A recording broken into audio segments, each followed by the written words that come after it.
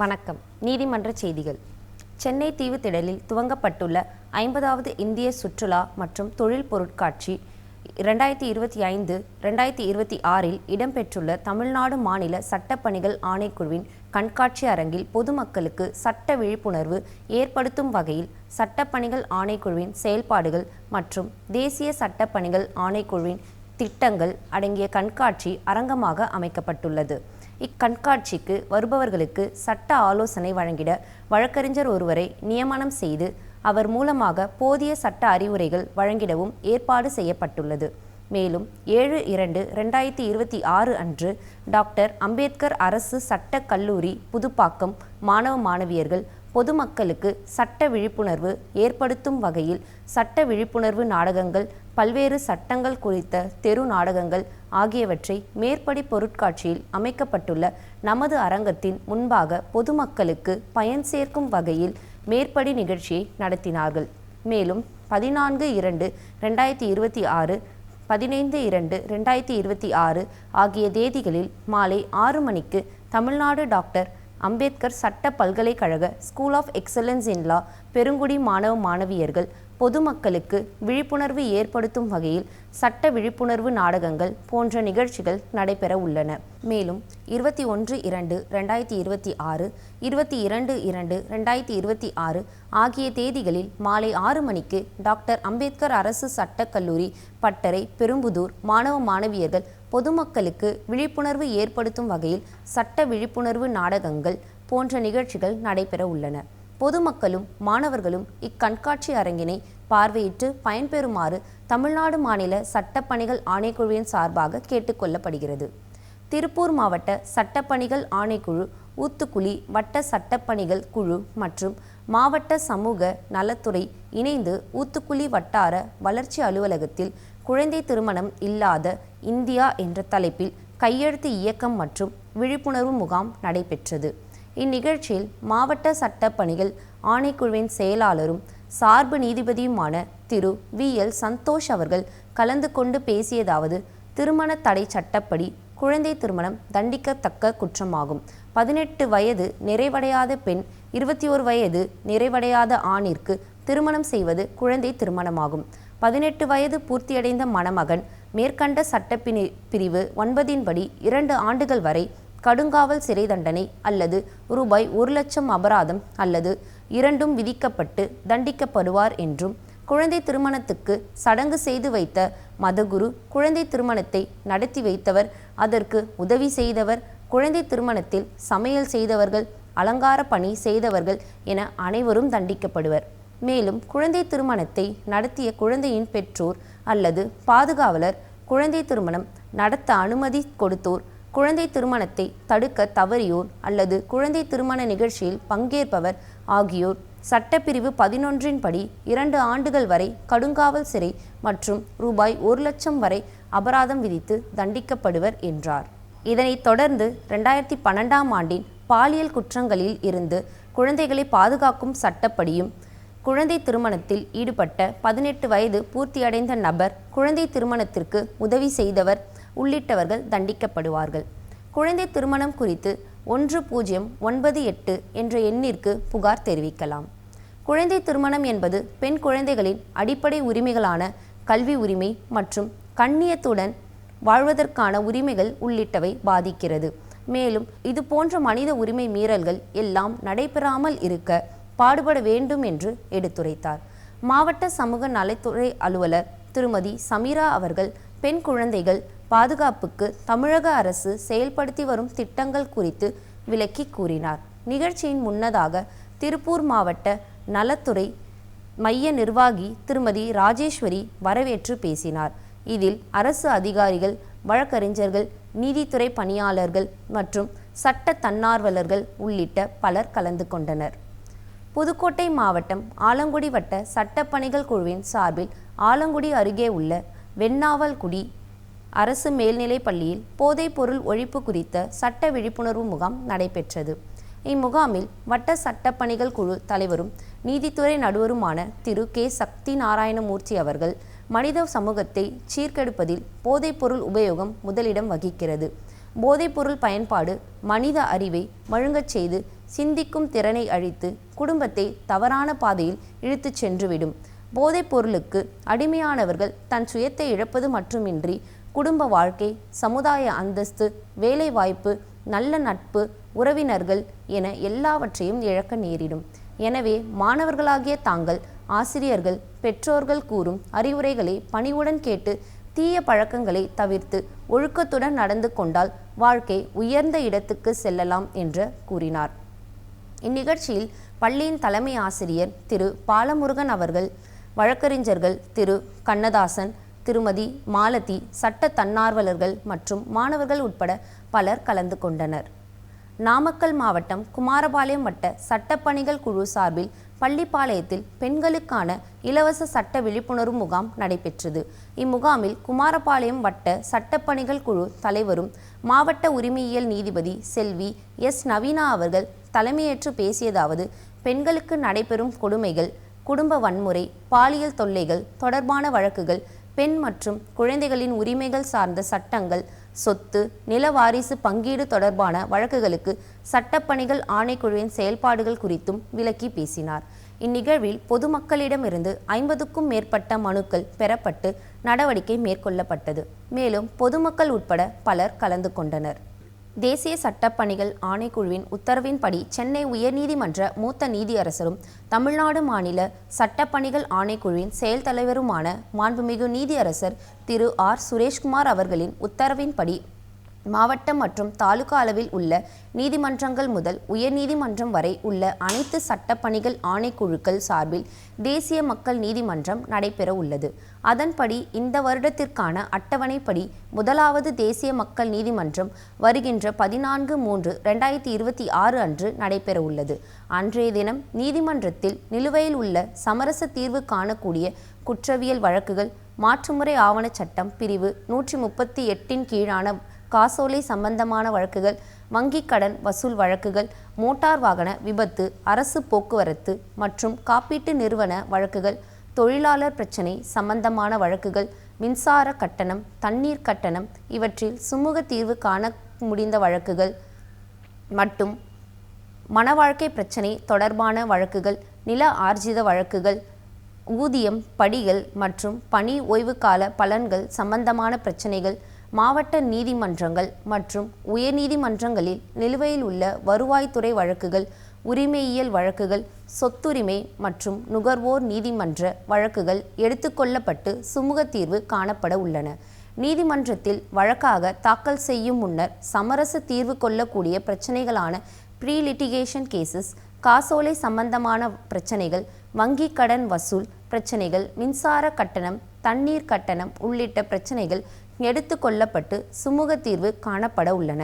இந்த அமைப்புகளின் மூலம் தீர்த்து வைக்கப்படுகின்ற வழக்குகள் அந்த அமைப்புகளிலேயே முடிவு பெற்று விடுகின்றன.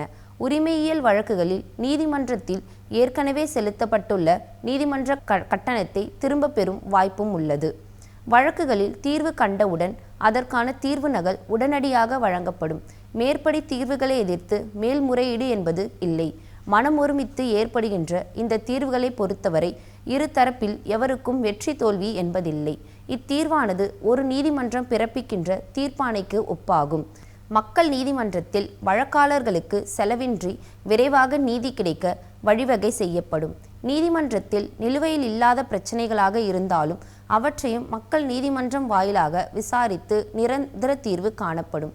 எனவே பொதுமக்களும் வழக்காடிகளும் வருகின்ற 14/3/2026 அன்று தமிழ்நாடு முழுவதும் நடைபெற உள்ள தேசிய மக்கள் நீதிமன்றத்தில் கலந்து கொண்டு பயன்பெறுமாறு தமிழ்நாடு மாநில சட்டப்பணிகள் ஆணைக்குழு சார்பாக கேட்டுக்கொள்ளப்படுகிறது. திருப்பூர் மாவட்ட சட்டப்பணிகள் ஆணைக்குழுவின் சார்பில் கடந்த 31/1/2026 அன்று மத்திய பேருந்து நிலையத்தில் புகைப்பட கண்காட்சி நடைபெற்றது. இக்கண்காட்சியை மாவட்ட சட்டப்பணிகள் ஆணைக்குழுவின் தலைவரும் முதன்மை மாவட்ட நீதிபதியுமான திரு என் குணசேகரன் அவர்கள் திறந்து வைத்து பார்வையிட்டார்.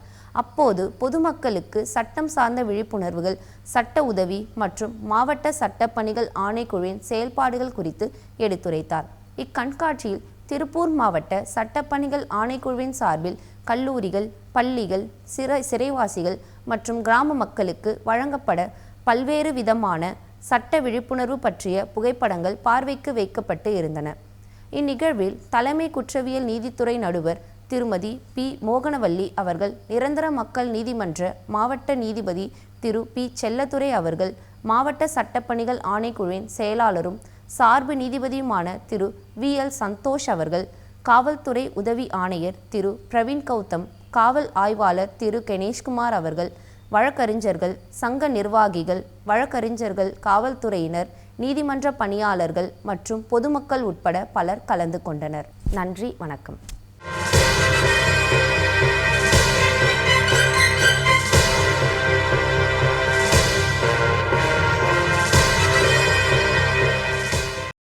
வணக்கம். சட்ட தகவல்கள். தத்தெடுத்தல் தொடர்பான சட்டங்கள் லா ரிலேட்டிங் டு அடாப்ஷன் பற்றி இன்றைய நிகழ்ச்சியில் பார்க்கலாம். ஒரு குழந்தையை அக்குழந்தையின் இயற்கை வழி பெற்றோர்களிடமிருந்து தத்தெடுக்கும் தம்பதியினர் பெற்று தங்களது குழந்தையாக்கி பாராட்டி சீராட்டி வளர்க்கும் செயல் தத்தெடுப்பு எனப்படுகிறது. குழந்தைகளற்ற பெற்றோர்களின் ஏக்கத்தை போக்கி அவர்களின் வாழ்க்கையை பயனுள்ளதாக்கிடவும், அனாதை குழந்தைகளுக்கும் ஆதரவற்ற குழந்தைகளுக்கும் நல்லதொரு வாழ்க்கையை உருவாக்கி குடும்ப உறவுகளை ஏற்படுத்திடவும் சட்டம் வழங்கும் ஒரு மதிப்பு வாய்ந்த கொடையாகவும் வரமாகவும் தத்தெடுப்பு விளங்குகிறது. தத்தெடுப்பு ஒரு குழந்தைக்கு அன்பையும் பாதுகாப்பையும் அளிக்கின்றது. ஒரு குழந்தை தத்தெடுக்கப்படும் போது வளர்ப்பு பெற்றோரின் துணையை மட்டுமின்றி அக்குடும்பத்தில் உள்ள வளர்ப்பு பெற்றோரின் அனைத்து உறவுகளையும் பெறுகின்றது. தத்தெடுப்பு தொடர்பான சட்டங்கள். இந்து தத்தெடுப்பு மற்றும் பராமரிப்பு சட்டம், Hindu adoptions and maintenance act 1956, பாதுகாவலர் மற்றும் காப்பாளர் சட்டம், கார்டியன்ஸ் அண்ட் வார்ட்ஸ் ஆக்ட் 1890, இளஞ்சிறார் நீதி, குழந்தைகளின் பராமரிப்பு மற்றும் பாதுகாப்பு சட்டம், juvenile justice care and protection of children act 2015, தத்தெடுப்பு நெறிமுறைகள், அடாப்ஷன்ஸ் ரெகுலேஷன்ஸ் 2022, நாடுகளுக்கிடையேயான தத்தெடுத்தல் தொடர்பான தி ஹேக் உடன்படிக்கை, Hague convention on the protection of children and cooperation in respect of inter country adoption act 1993 போன்றவற்றில் தத்தெடுப்பு மற்றும் அதன் சட்ட நடைமுறை பற்றி விரிவாக விளக்கப்பட்டுள்ளது. இந்து தத்தெடுப்பு மற்றும் பராமரிப்பு சட்டம் 1956. இந்தியாவில் தத்தெடுப்பு தொடர்பாக இந்து தத்தெடுப்பு மற்றும் பராமரிப்பு சட்டம் கடந்த 1956ஆம் ஆண்டு இயற்றி நடைமுறைப்படுத்தப்பட்டது. இச்சட்டமானது இந்துக்கள், வீரசைவர்கள், லிங்காயத்துகள், பௌத்தர்கள், ஜைன மதத்தினர், சீக்கியர்கள் போன்றோர்களுக்கு மட்டுமே பொருந்தும். இச்சட்டம் முஸ்லீம்கள், கிறிஸ்தவர்கள் மற்றும் பார்சி இனத்தவர்களுக்கு பொருந்தாது. 1956ஆம் வருடத்திற்கு முன்பு வரை ஆண்களுக்கு மட்டுமே தத்தெடுக்கும் உரிமை வழங்கப்பட்டிருந்தது. இந்து தத்தெடுப்பு மற்றும் பராமரிப்பு சட்டம் 1956 நடைமுறைப்படுத்தப்பட்ட பிறகு பெண்களும் தத்தெடுக்கும் வகையில் சட்டத்தில் உரிமை வழங்கப்பட்டுள்ளது. இந்து மதத்தில் தத்தெடுப்பு என்பது ஒருவரின் வம்சாவளியையும் பரம்பரையையும் தொடர்ச்சியாக பாதுகாக்க ஒரு இந்துவின் அந்திம காலத்தில் இறுதிச் சடங்குகளில் நிறைவேற்றுவதற்காக என 2 முக்கிய காரணிகளை அடிப்படையாக கொண்டுள்ளது. இந்து தத்தெடுப்பு மற்றும் பராமரிப்பு சட்டத்தில் ஒரு குழந்தையை தத்தெடுக்கும் நடைமுறை, adoption under Hindu adoptions and maintenance act, சட்டப்பிரிவு 7 படி உரிய வயதினை அடைந்த ஒரு இந்து ஆண்மகன் ஒரு குழந்தையை தத்தெடுக்கலாம். தத்தெடுக்கும் சமயத்தில் அந்த ஆண்மகனின் மனைவி உயிரோடு இருந்தால் அவரது ஒப்புதல் கட்டாயம் பெறப்பட வேண்டும். அவ்வாறே சட்டப்பிரிவு 8 படி உரிய வயதினை அடைந்த ஒரு இந்து பெண்மணி ஒரு குழந்தையை தத்தெடுக்கலாம். தத்தெடுக்கும் சமயத்தில் அந்த பெண்மணியின் கணவர் உயிரோடு இருந்தால் அவரது ஒப்புதல் கட்டாயம் பெறப்பட வேண்டும். சட்டப்பிரிவு 9 படி ஒரு குழந்தையின் தாய் அல்லது தந்தை அல்லது பாதுகாவலர் மட்டுமே அக்குழந்தையை தத்துக் கொடுக்க இயலும். பாதுகாவலர் தத்துக் கொடுக்கும் நிகழ்வுகளில் அவர் உரிய நீதிமன்றத்தில் உத்தரவினை பெற்று அதன் பிறகே தத்துக் கொடுக்க இயலும். சட்டப்பிரிவு 10 படி தத்தெடுக்கப்படும் குழந்தை இந்துவாக இருத்தல் வேண்டும். ஏற்கனவே தத்துக் கொடுத்தவராக இருத்தல் கூடாது. திருமணமானவராக இருத்தல் கூடாது. 15 வயது பூர்த்தியடையாத குழந்தையாக இருத்தல் வேண்டும். சட்டப்பிரிவு 15 படி ஒரு ஆண் குழந்தையை தத்தெடுக்கும் சமயத்தில் தத்தெடுக்கும் பெற்றோரின் குடும்பத்தில் நேரடி வாரிசாக ஆண் குழந்தையோ அல்லது மகனின் மகனோ அல்லது மகனின் பேர குழந்தையோ உயிருடன் இருக்கும் சமயத்தில் மற்றொரு ஆண் குழந்தையை தத்தெடுக்க இயலாது. அவ்வாறே நேரடி வாரிசாக பெண் குழந்தை, மகளின் குழந்தை அல்லது மகளின் பேர குழந்தை உயிருடன் இருக்கும் சமயத்தில் மற்றொரு பெண் குழந்தையை தத்தெடுக்க இயலாது. ஒரு ஆண்மகன் ஒரு பெண் குழந்தையை தத்தெடுக்க விரும்பினால் அக்குழந்தைக்கும் தத்தெடுக்கும் தகப்பனாருக்கும் இடையே குறைந்தபட்சம் 21 வயது வித்தியாசம் இருத்தல் வேண்டும். அவ்வாறே ஒரு பெண்மணி ஒரு ஆண் குழந்தையை தத்தெடுக்க விரும்பினால் அக்குழந்தைக்கும் தத்தெடுக்கும் தாய்க்கும் இடையே குறைந்தபட்சம் 21 வயது வித்தியாசம் இருத்தல் வேண்டும். ஒரே குழந்தையை இருவேறு பெற்றோர்கள் தத்தெடுக்க இயலாது. தத்தெடுப்பு முடிந்த பிறகு அக்குழந்தை தனது இயற்கையான பெற்றோரிடமிருந்து தத்தெடுத்த பெற்றோரின் குடும்பத்திற்கு அனுப்பப்படுதல் வேண்டும். சட்டப்பிரிவு 12 படி தத்தெடுப்புக்கு முன்பு அக்குழந்தைக்கு பாத்தியப்பட்ட சொத்துக்கள் தத்தெடுப்பிற்கு பின்பும் அக்குழந்தையின் பெயரிலேயே தொடரும். எல்லா தத்தெடுப்புகளிலும் தத்தா ஹோமம் அவசியமில்லை. ஆனால் தற்போதைய அரசு விதிமுறைகளின்படி அனைத்து தத்தெடுப்புகளும் கட்டாயம் பதிவு செய்யப்பட வேண்டும். சட்டப்பிரிவு 15 படி முறையாக மேற்கொள்ளப்பட்ட ஒரு தத்தெடுப்பினை தத்தெடுத்த பெற்றோர்களோ அல்லது தத்தெடுக்கப்பட்ட குழந்தையோ தாமாக ரத்து செய்ய இயலாது. தத்தெடுப்பிற்காக எவ்வித தொகையோ அல்லது மறுபயனோ சட்டத்திற்கு புறம்பாக அளித்தல் கூடாது. அவ்வாறு ஏதேனும் விதிமுறைகள் கண்டறியப்பட்டால் சட்டத்திற்கு புறம்பாக செயல்பட்ட நபருக்கு சட்டப்பிரிவு 17 படி 6 மாதங்கள் சிறை தண்டனையும் அபராதமும் விதிக்க சட்டத்தில் வழிவகை செய்யப்பட்டுள்ளது. இதர மதங்களில் காணப்படும் தத்தெடுப்பு நடைமுறை. Adoption in other religions. முஸ்லீம் மதத்திலும் கிறிஸ்தவ மதத்திலும் தத்தெடுப்பு பற்றிய கோட்பாடுகள் காணப்படவில்லை. ஜுவனைல் ஜஸ்டிஸ் ஆக்ட் நடைமுறைப்படுத்துவதற்கு முன்பு வரை தங்களின் தனிப்பட்ட மத சட்டங்கள் மூலம் முஸ்லீம்கள், கிறிஸ்தவர்கள் மற்றும் பார்சி இனத்தவர்கள் நேரடியாக ஒரு குழந்தையை தத்தெடுக்க இயலாது. அவ்விதம் அவர்கள் ஏதேனும் ஒரு குழந்தையை தத்தெடுத்து வளர்க்க விரும்பினால் பாதுகாவலர் மற்றும் காப்பாளர் சட்டம் கார்டியன்ஷிப் அண்ட் வார்ட்ஸ் ஆக்ட் 1890 படி நீதிமன்றத்தில் மனு செய்து பாதுகாவலராக நியமனம் பெற்று அக்குழந்தையை வளர்க்கலாம். அவ்வாறு பாதுகாவலராக நியமிக்கப்பட்டாலும் அக்குழந்தையின் பெற்றோர் என்ற நிலையை பாதுகாவலராக நியமிக்கப்பட்டவர் அடைய இயலாது. இத்தகைய சட்ட சிக்கல்களை நீக்குவதற்காக ஜுவனைல் ஜஸ்டிஸ் ஆக்டில் அனைத்து மதத்தினரும் குழந்தையை தத்தெடுக்கும் வகையில் வழிமுறை ஏற்படுத்தப்பட்டது. மாண்புமிகு உச்ச நீதிமன்றம் சப்னம் ஆஸ்மி எதிர் யூனியன் ஆஃப் இந்தியா என்ற வழக்கில் கடந்த 2014 வருடம் ஒரு முக்கிய தீர்ப்பினை வழங்கியது. அத்தீர்ப்பின்படி ஜுவனைல் ஜஸ்டிஸ் சட்டத்தின் கீழ் முஸ்லீம் மதத்தினரும் குழந்தைகளை தத்தெடுக்கலாம் என தீர்ப்பு வழங்கியது. இளஞ்சிறார் நீதி, குழந்தைகளின் பராமரிப்பு மற்றும் பாதுகாப்பு சட்டத்தின் கீழ் மேற்கொள்ளப்படும் தத்தெடுப்பு தொடர்பான சட்ட நடைமுறைகள். Adoption under juvenile justice act 2015 ஆண்டில் இயற்றப்பட்ட திருத்தப்பட்ட புதிய ஜுவனைல் ஜஸ்டிஸ் ஆக்ட் சட்டத்தில் அத்தியாயம் 8 தத்தெடுப்பு பற்றி முழுமையாக விளக்கப்பட்டுள்ளது. தத்தெடுப்பு நடைமுறைகள் தொடர்பாக மேலும் திருத்தங்கள் மேற்கொள்ளப்பட்டு கடந்த 7/8/2021 அன்று juvenile justice care and protection children amendment act 2021 என்ற சட்டத்தினை அரசு இயற்றி கடந்த 9/8/2021 அன்று அரசிதழில் வெளியிட்டுள்ளது. இந்த திருத்தச் சட்டம் 1/9/2022 முதல் நடைமுறைக்கு வருவதாக ஒரு அறிவிக்கையை மத்திய அரசு கடந்த 31/8/2022 அன்று அரசிதழில் வெளியிட்டுள்ளது.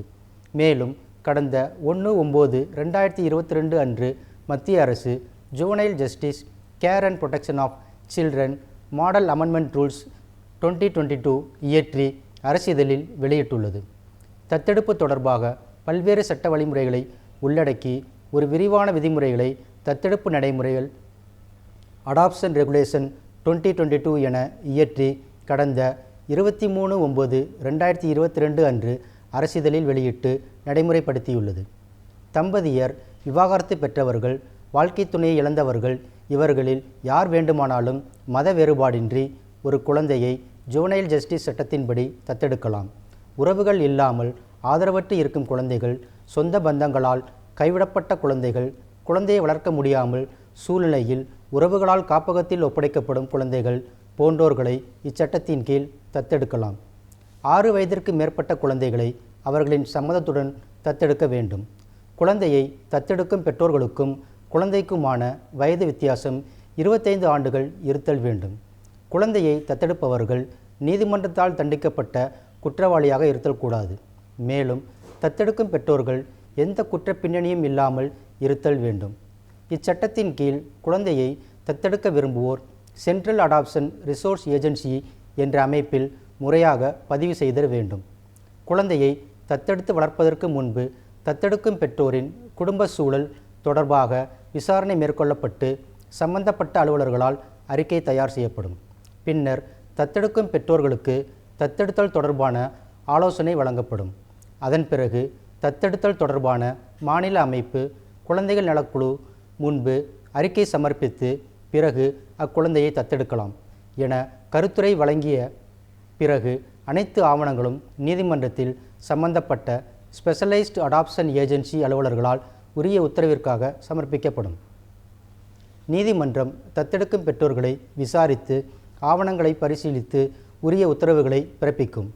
நீதிமன்றம் உத்தரவு பிறப்பித்த பின்னர் அந்த உத்தரவின் சான்றிட்ட நகலின் அடிப்படையில் காப்பகத்தில் இருந்து குழந்தை தத்தெடுக்கும் பெற்றோர்களிடம் ஒப்படைக்கப்படும்.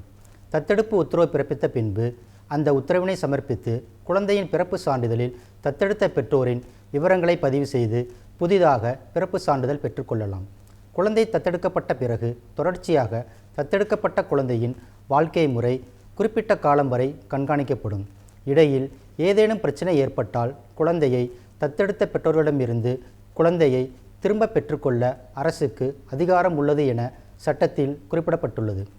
ஜுவனைல் ஜஸ்டிஸ் சட்டத்தின்படி பெற்றோர்களால் பராமரிக்கப்படாமல் கைவிடப்பட்ட குழந்தைகள், பெற்றோர்கள் பற்றிய விவரங்கள் இல்லாமல் அனாதைகளாக விடப்பட்ட குழந்தைகள், பெற்றோர் அல்லது பாதுகாவலரால் பராமரிக்க இயலாமல் காப்பகத்தில் சேர்க்கப்பட்டு கைவிடப்பட்ட குழந்தைகள் போன்றோர்களை இச்சட்டத்தின் கீழ் தத்தெடுக்கலாம்.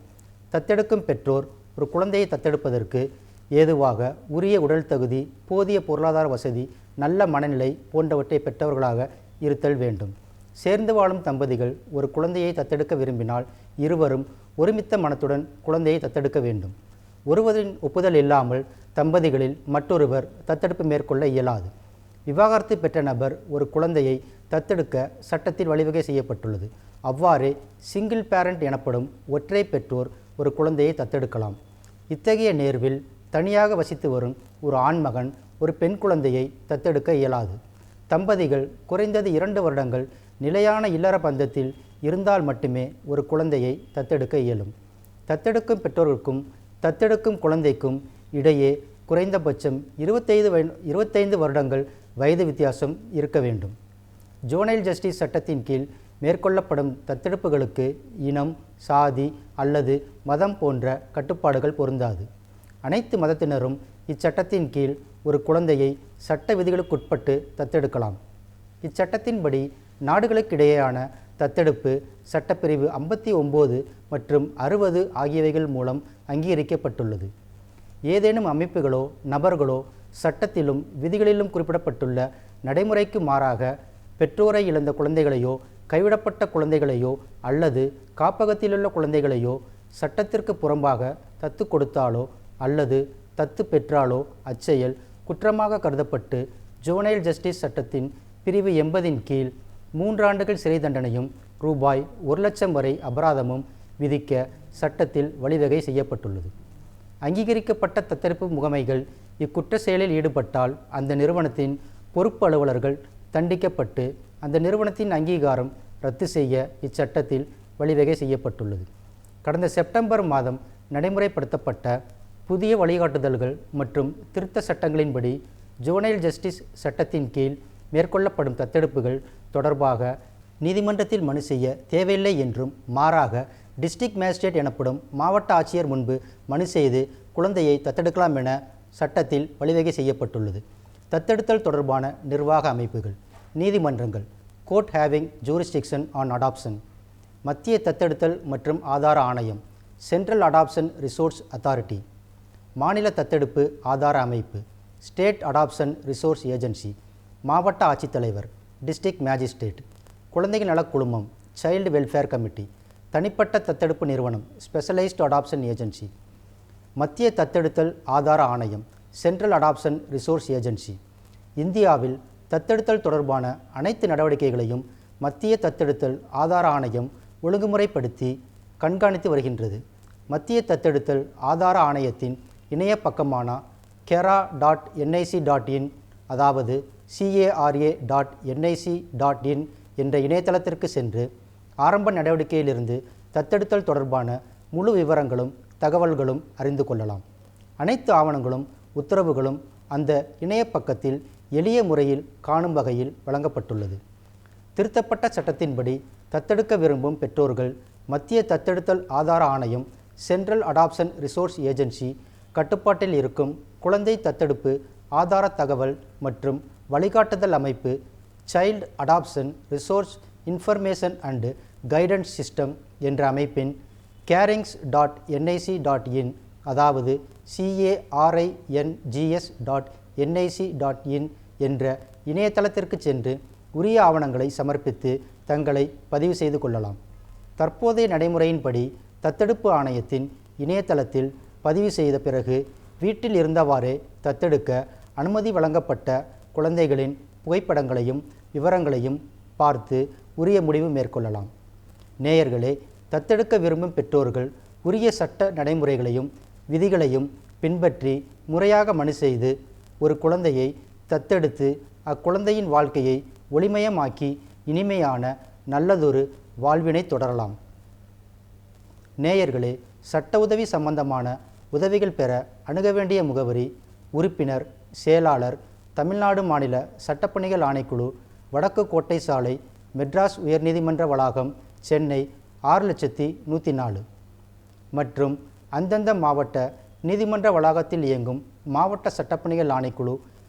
இந்நிகழ்ச்சிகளை யூடியூபில் பார்க்க டிடி தமிழ் நீதிமன்ற செய்திகள் என்ற பக்கத்தில் பார்க்கலாம். மேலும் சட்ட உதவிக்கு தேசிய சட்டப்பணிகள் ஆணைக்குழு உதவி எண் 15100 என்ற எண்ணை தொடர்பு கொள்ளலாம். நன்றி, வணக்கம்.